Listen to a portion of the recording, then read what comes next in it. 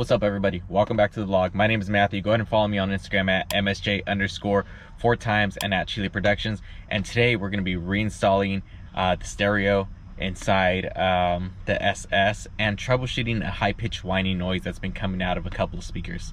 Let's get into it.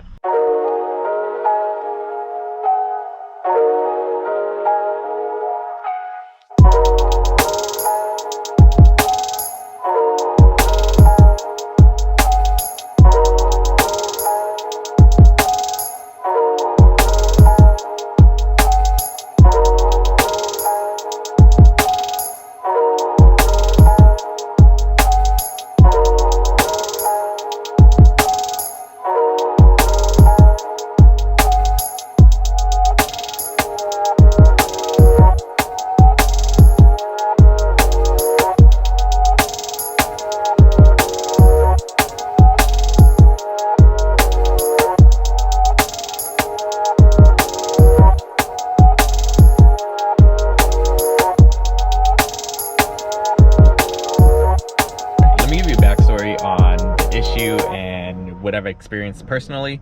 So when I had my first black Trailblazer SS, I purchased this stereo right here. This is a Pioneer AVIC 8200 next.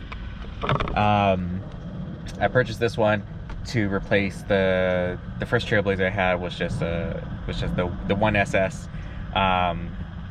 So nothing special about the stereo. So I replaced it with this one, and I had a whining noise coming out of this speaker specifically and the two rear passenger seat speakers. Did not know what was going on with it, and that whining went on for a while. I noticed when I was hitting bumps and whatnot, it would kind of go away. So I figured it was probably a wiring issue. I just did not know what it was. I Googled things. A lot of people have the same issues, and there's a lot of different fixes, if you will. Like adding different components either under the hood or inside the car, attached to a whole bunch of things. I didn't really know what to go with, so I kind of just left it alone. As we know, that black SS is no longer with us. I ended up getting a silver one. I installed this exact same radio, had no issues with it. Ended up getting the red Trailblazer, and I've had this car for about 4 years now, and I had issues almost immediately, the same winding issues. So 2 out of my 3 Trailblazers have had the same issue. So yeah, it'll be whining really loud. And what someone on one of the forums said, if you hit this on and push it towards the driver's side, when you have one of the backs ringing, and specifically the passenger side rear door rings a lot more than the left. The left one does not have the high-pitched sound. I'm saying ring, a high-pitched sound anymore. But when I pull this, when it is ringing, the high-pitched sound, whatever you want to call it, it actually does go away. So it'll be really high-pitched. I'll just smack it towards the driver's side and it disappears. Now the one up here comes and goes as it pleases. And this happened for a few months when I first had the car. And then it went away on its own. After I hit a bump, it went away, and it was gone for several years. Now the first day of summer 2022, not the first day of summer, the first time it hit like 90 degrees and my car was parked outside, I get inside my car and that speaker is ringing really fucking loud. And about after a minute it goes away, or it reduces. Now it doesn't go away completely, it just reduces in volume, which was more tolerable because I put the music up and I wouldn't be able to hear it. But it was there, and it's been there ever since. So this had been, if I'm not mistaken, June maybe, or July, when it hit 90 degrees. So yeah, so what I did is I tore apart the stereo and ripped off all the connections, and then I taped them up together, and put everything back in to see if it was one of the soldering connections that I had went bad, and that was not it. After playing around with it for a bit, I was moving some of the wires in the back, and I noticed it went away. So this is what it sounds like. And that's pretty much what it sounds like all the time. On average, that's what it sounds like. And that will fluctuate a little bit. Sometimes it's louder, and you hear it a lot more, obviously, when you're driving. So it fluctuates with RPMs as well. Something like this.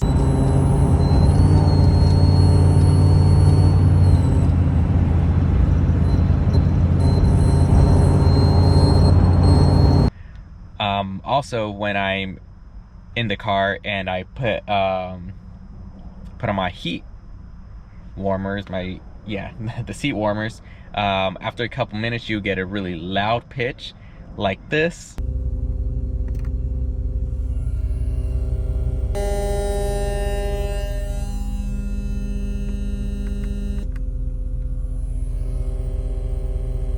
And then, as you just saw, as soon as I turn it off, it cuts down and reduces in volumes, or sometimes just goes out completely.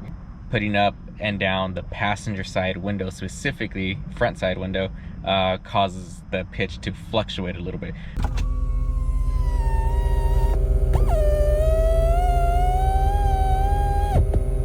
All right, if we go through the glove box and move some of the wires from the back of the radio, that will go away. I'm just gonna move some wires around. You can get worse or go away.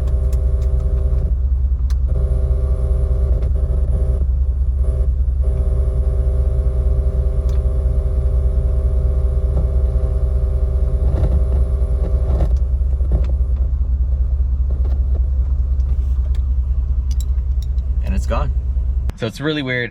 A whole bunch of stuff is going on, but what we're gonna do is remove the stereo one more time, wire everything up one of the correct ways. There's several ways to do it. The best way to do it, and I'll show you in a minute, is to solder them together and get some black shrink tubing.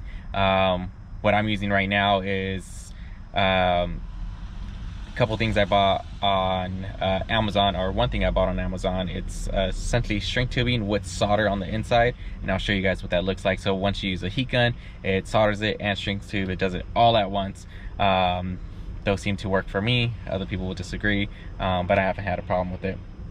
But yeah, let's ultimately, the reason why I'm doing this is try to get rid of that ringing noise permanently. So I'm gonna take it apart, play with some of the wires, see if they're causing it to make a high-pitched sound, and see if we can find out which one exactly it is. Also, while I'm in there, I'm just gonna show you how I wired up everything as well, because my stereo specifically came with a backup camera, and I have a 3SS, so I have the steering wheel controls too. If you have 1SS, you don't have to worry about that. 3SS, it's a different module you have to purchase, and I'll show you everything else I bought to install the stereo. This is the original one I had. This one, once we remove it, you're gonna see it's a little bit deeper than this, in terms of, I guess, height from this point of view. So if you install a larger one, you are gonna have to cut some of the material that supports this stereo. So yeah, let's get all the tools that we need, and then we'll dive into removing everything. All right, with a little screwdriver, flathead, and an assortment of ratchets and sockets, let's get into it. First thing you're gonna want to do is remove this and this with your flathead screwdriver, or if you have the correct tools to do it, the plastic removal tools, go ahead and use those. All right, with these clips removed, you're gonna get a 7mm and remove those two screws. All right, with those screws removed, you could pull this down slightly and it should pop out of place, just like that. And then you're gonna have one 7mm right here, one right there, and one right there. After you remove these 3 screws, you're gonna wanna come under here and remove one 7mm screw right inside there. I don't have one, so obviously I don't need to remove it. After you remove that one though, there are 2 screws right up in here, one in this section and one in that hole, that you're gonna wanna remove. Go ahead and do that. All right, after removing those 2 screws, next step is to remove this entire trim piece. This portion, it's all one complete piece. So when you're pulling it, be careful. Also, one thing to note is this section, these buttons are going to come out with this piece, so you're going to have to stick your hand in and remove the wire harness for these components. This one and these outlets right here. So pull it out slow. Go ahead and drop the steering wheel. You might have to put it in neutral to drop this down in gear. That way you have a little bit more wiggle room. Be careful and don't forget to remove those connectors. I'll show you what they look like in just a moment.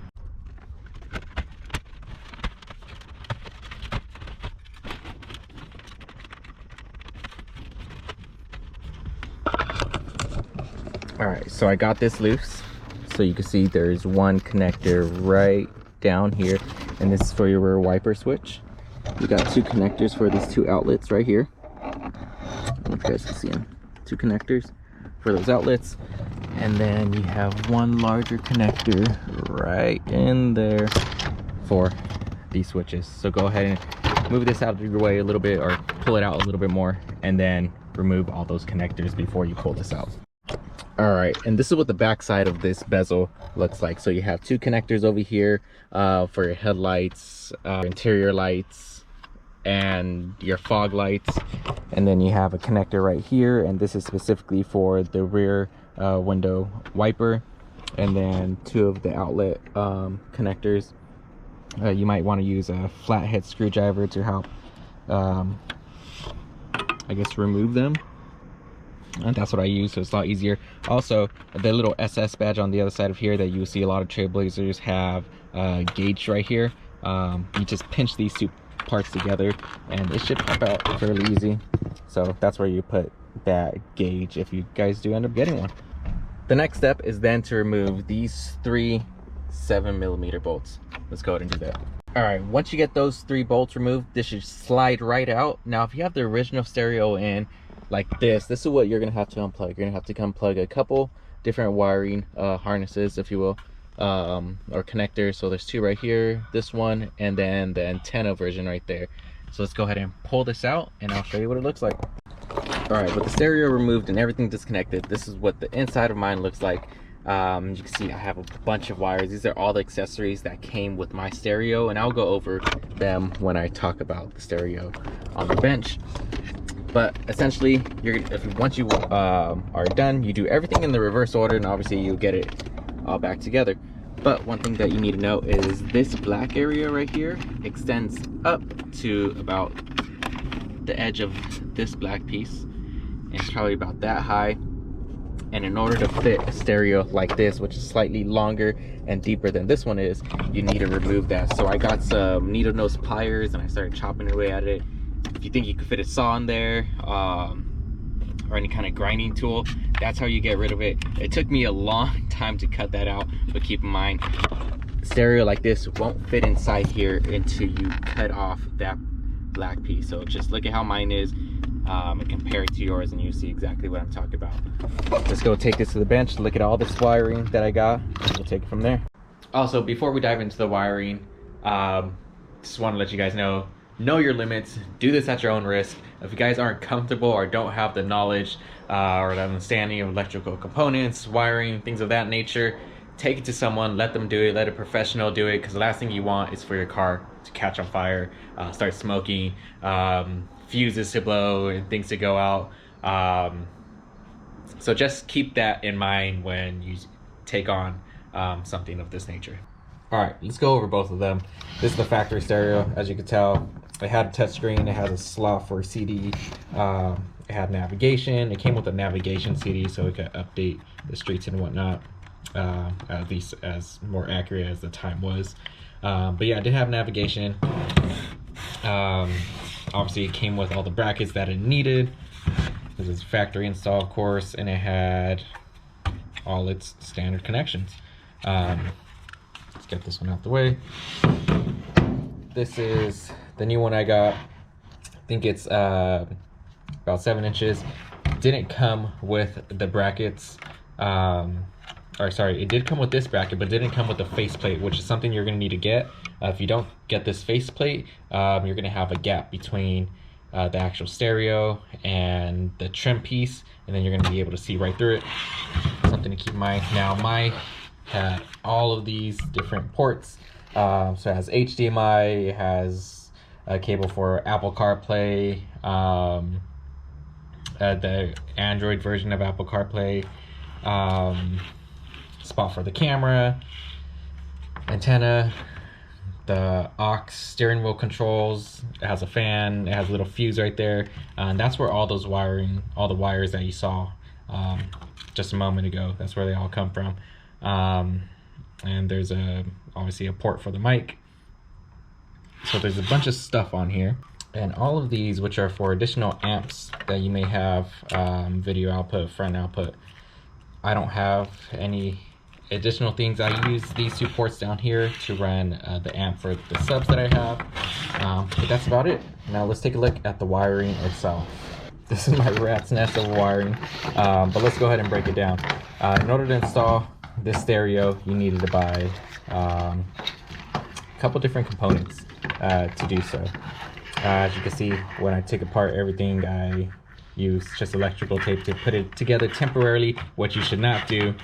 But this is what I got. I got one of these, and this came with the adapter, and this specifically plugs into the wiring harness to the car, and these two ports, which I never use.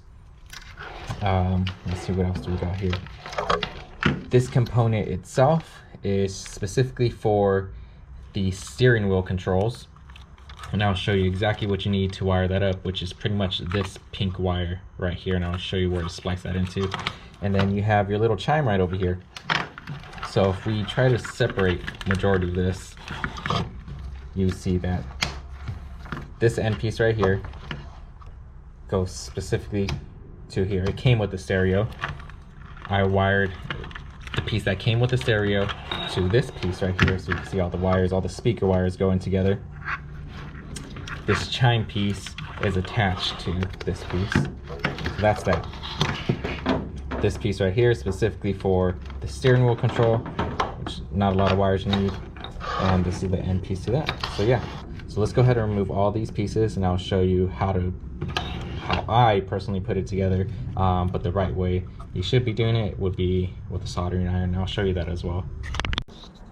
All right, this is something you would want to use to connect your wires. You want to get a soldering iron, obviously some solder, and some shrink tubing.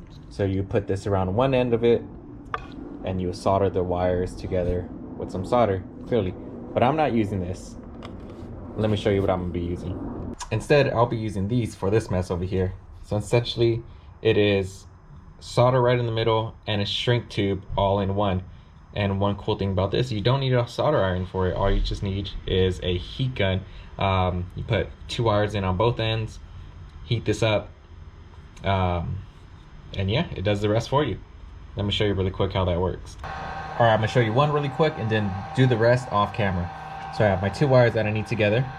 I'm gonna go ahead and slide in one of these onto one side here.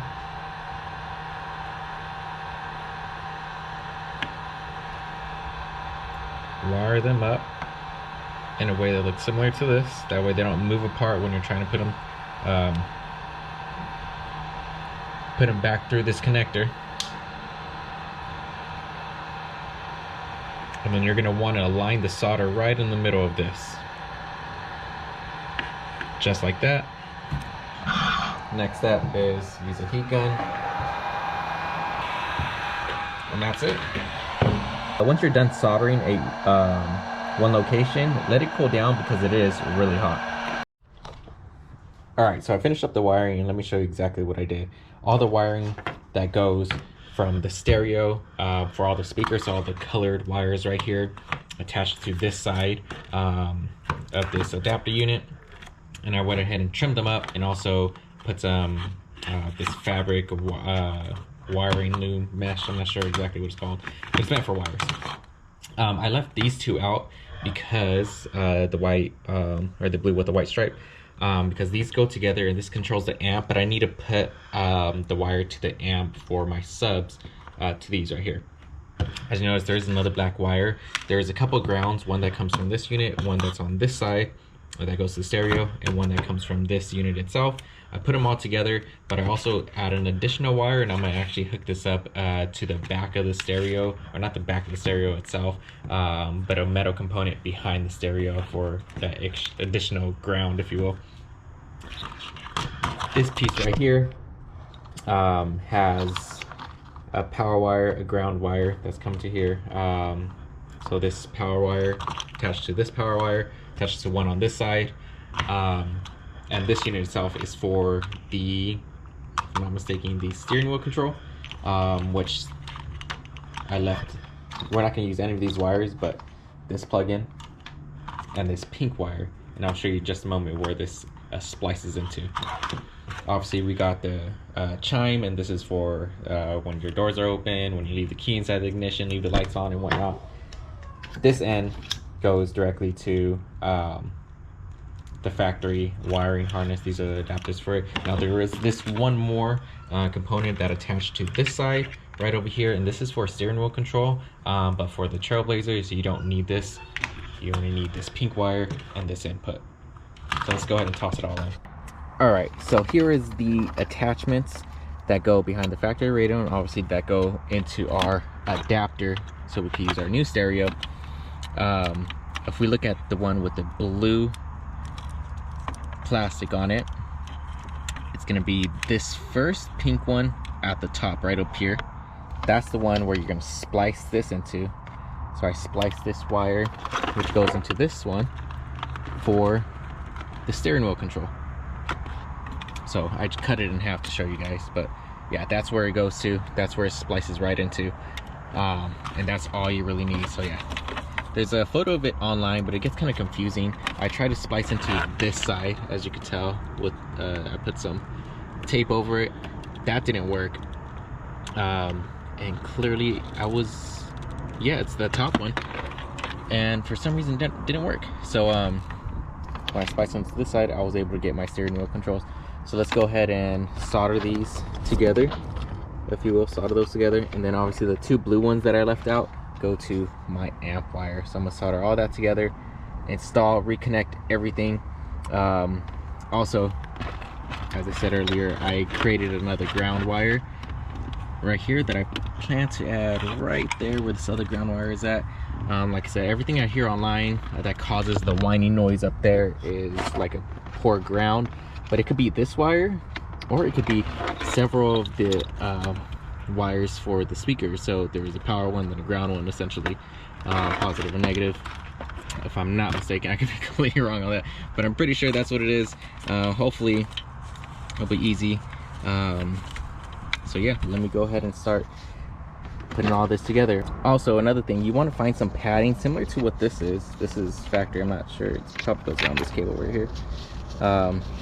Yeah, find some padding to go around all your wires and connectors, and especially these guys, because this will be hitting the plastic right here, and you hear this rattling when you're playing music or you go over a bump. So I found some of this that came inside of packaging, and I'm going to use it to place it around everything.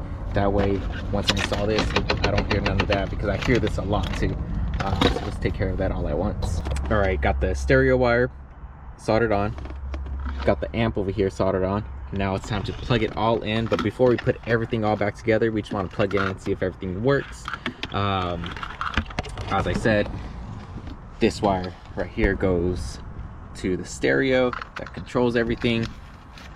This green one for mine is for the GPS, for the factory, not the factory, but the GPS that comes with the stereo. This little black thing that goes right over there. This is just to charge your phone, also for like I think it's called iPod setting, so you control the music. I have this one, which is this black USB that's hiding somewhere right here, and this one I use for Apple CarPlay. And then these are obviously the RCA cables for the amp. This is for the radio antenna. There's these two right here that we don't use. This brown wire, this is for the reverse camera. This is for the mic, which is right here, and so on and so forth. So everything's right there. Also for the back camera, let me show you guys really quick. This camera that came with it, it's only one wire. I just drilled a hole through here, went in through the backside, went in through all the panels, and then I attached it to the positive side of the fuse box that's under this back seat. Literally, there's a big red cable. You just undo it. You can't miss it. Was gonna show you that. I just don't want to move everything right now, but it's under there. And then there's only one other wire, which is that brown RCA cable.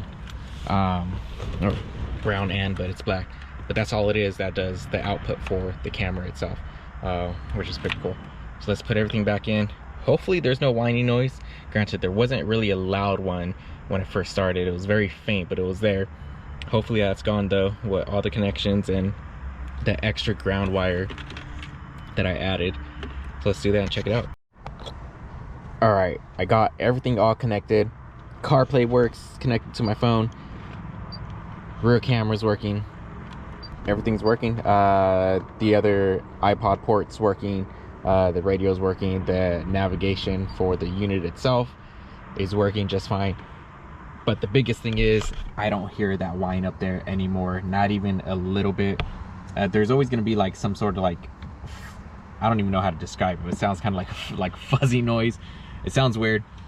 Sorry about that. GoPro just died, but I don't hear that noise up there no more at all. Just hear a different noise. We're gonna go ahead and put all this back together in the reverse order here. Oh, for the chime module, just how I showed you guys earlier, I just like zip tied it, velcroed it to one of the pieces right there to hold it in place. There's a spot where you could like screw it in. There's like a little attachment off of it. Can't get it to focus, but that's where I use like a velcro zip tie just to hold that up. Let's go ahead and put all this back together, and hopefully that noise isn't there when I'm moving the wires, because keep in mind, before when I move the wires it will come and go. Let's put it back together. All right, everything is back together, everything is working. Turned up the radio, lowered it.